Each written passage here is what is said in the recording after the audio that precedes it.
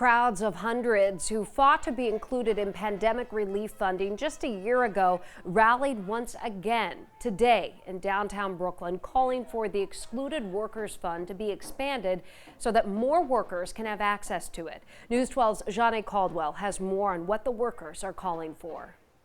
Defeated. The people united will never be defeated. Undocumented immigrants marched from Brooklyn all the way to City Hall Park, making their voices heard as they demanded state lawmakers and Governor Kathy Hochul to include funding for undocumented workers in the state budget. During the pandemic, a lot of our people, particularly immigrants or people working it for cash, they were locked out of assistance, unemployment, stimulus checks, and too many people were left behind from communities that are already left behind. We're out here today fighting for a way to remedy these harms. This march comes after workers won their fight last year to be included in the 2021 state budget after they say they were shut out from COVID relief funding. They're now fighting yet again, asking the state for $3 billion in funding for excluded workers who still need support. Our community saw the impact of the excluded worker funds on one of the most marginalized and highly impacted members of our society, immigrant workers, who helped us survive this pandemic,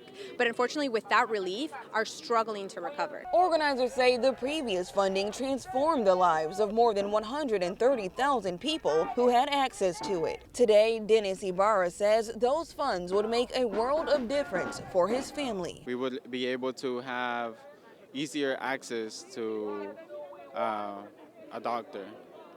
We will be able to save up and create this generational wealth for our future generations. The governor actually identified $2 billion that doesn't even yet have a use and said to the legislators, what should we be doing with it? Can't imagine anything more important than this.